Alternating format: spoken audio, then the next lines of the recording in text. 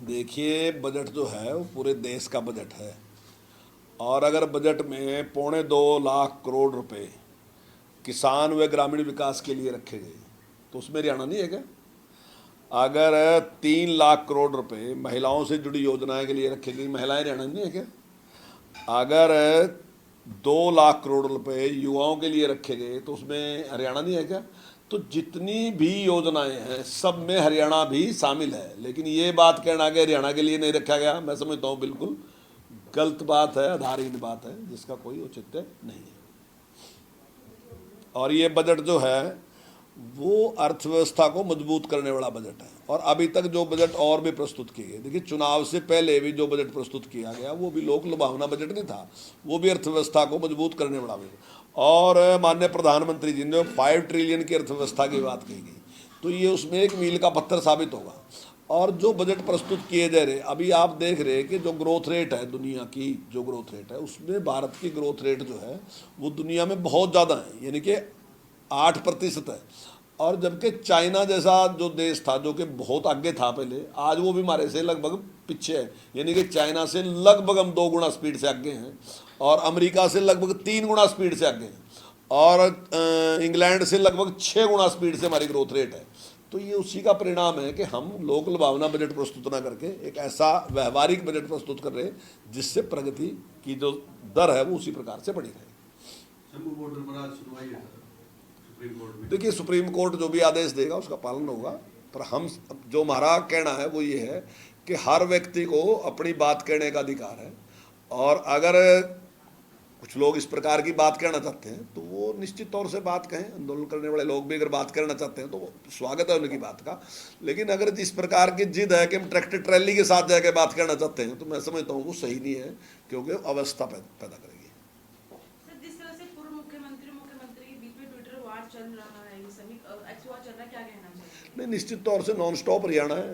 जिस प्रकार से स्पीड है, अब कहीं से भी आप स्पीड लगाओ। मैं अपने ज़िले की बात करूं कि भाई एक मेडिकल कॉलेज बनने लग रहा, 200 बेड का हॉस्पिटल बन गया, 5 ऐसे हॉस्पिटल बन गए जो 6 बेड के थे वो 30 बेड के गए। जहाँ पहले एक कॉलेज था वहाँ 5 कॉलेज और खुल गए। जहाँ सारे जगह आईटीआई खुल गई, इतनी आईटीआई, इससे ज़्यादा आईटीआई खुल गई।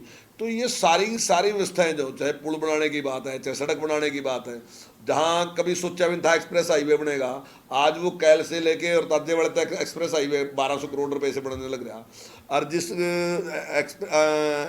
एक्सप्रेस हाईवे की बात इन्होंने पता नहीं कितनी बार इन्होंने कही, लेकिन इनके टाइम में पूरी नहीं। वो हमारे टाइम में चाहे यमुनानगर से पंचकुला, बल्कि आप ये कहोगे पंचकुला से हरिद्वार, वो बन के तैयार है। तो हर जगह नॉन स्टॉप है, कहानी है, सब जगह नॉन स्टॉप है। तो उस स्पीड से काम कर रहे। और ये बार बार कहते हैं कि हिसाब दो, हम तो हिसाब देने के लिए तैयार हैं। हम तो रोजाना सुबह बैठ के इंतजार करते हैं कि कहीं कांग्रेस हिसाब लेने आए तो सही ना।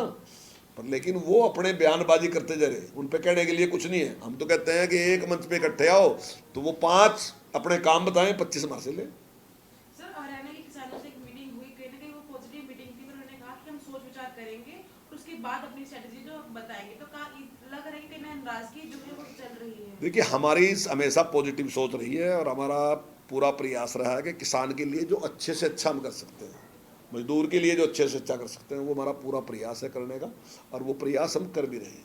देखिए, पूरे देश में जो गरीबी का मापदंड रखा गया वो 1,20,000 रुपये, और 1,20,000 से कम है। कुछ प्रदेश ऐसे भी जहाँ 60,000 है। हमने 1,80 रखा, हमने 1,80 से कम जिसकी आमदनी उसको भी हमने गरीब मिला।